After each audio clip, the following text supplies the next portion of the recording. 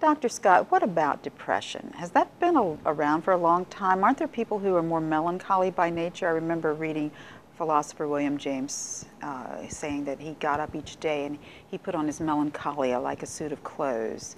Would he have been prescribed antidepressants if he were alive today? Sure. Yeah. Depression has always been around. Hippocrates talked about it. Hippocrates thought, of course, it was related to bile and to phlegm. He thought that... But are they interchangeable, melancholia and depression? Yeah, they're synonymous terms. Okay. You're talking synonymous terms. Melancholia is the term of antiquity. Okay, but depression is our term today. People don't talk about having melancholia today. But if I say I'm melancholy, that doesn't sound nearly as bad as if I say I'm depressed. Well, maybe. But yeah, sure, we've always had differences in people. You can have them in children.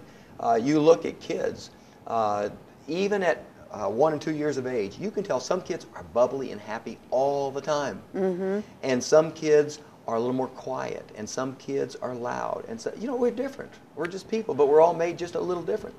That does not mean that we have to have drugs. And yet, true believers today are prescribing drugs to even little children. We have over 30,000 kids in this country under 5 years of age. You're talking 4 and 3 and 2 and 1 years of age that are being given antidepressants. That's criminal. Well, it sounds crazy, but think about it. And it's interesting to me also how often people reacted that they say, that's terrible. The very people who think it's appropriate to give drugs to someone who's depressed. And my argument is, well, hold it. If you believe that depression is due to a chemical imbalance, the standard argument is, if it's due to a chemical imbalance, you wouldn't withhold insulin from a diabetic. You shouldn't withhold serotonin from someone's depressed. If that argument holds true for a 30-year-old, it ought to hold true for a 3-year-old. So if your 3-year-old is not a bubbly child, and you take them to a physician, and the physician notices that's not a bubbly child, or that child may hit a lot or something, and the parent's concerned, and the physician prescribes an antidepressant, there's logic in following the same argument that's used for the 30-year-old. I don't think either one should be given those drugs, but you see the same principle holds true for both. So we have different personality types. We do. And we're drugging some of them. That's absolutely true. And of course we see it in all kinds of areas. You look at, for example, kids who are very busy. Kids who have a high activity level. Oh, yes. And we give them, in our country, Ritalin.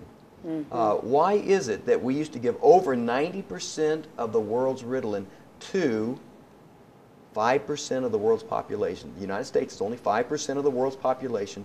We used to get over 90% of the world's Ritalin. Now it's about 80%. We still give, by far and away, more Ritalin to children here than in any other country in the world. It is an American phenomenon. Why is it here? Yes, why? And it's because we promote it here. We're allowed to promote it here. We allow direct-to-consumer advertising even. We allow these drug ads in all the medical journals. If you look at JAMA and New England Journal of Medicine, huge numbers of drug ads. There are controls on these things in other countries. No other country, for example, allows direct-to-consumer advertising besides the United States and New Zealand. New Zealand, they've been fighting to get rid of it. They have it. In our country, there's really no fight to get rid of it. So it'll be here.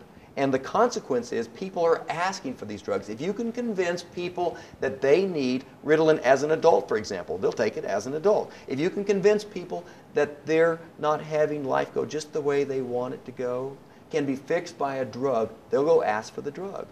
And physicians are compliant, and they'll give that drug. They don't want to lose that patient. They don't want to upset the patient, which will happen once that patient's convinced this is the answer. And so these drugs are prescribed at very high levels here. You're far more likely to be given an antidepressant in America than you are in Taiwan or South Korea or Switzerland or many other countries around the world.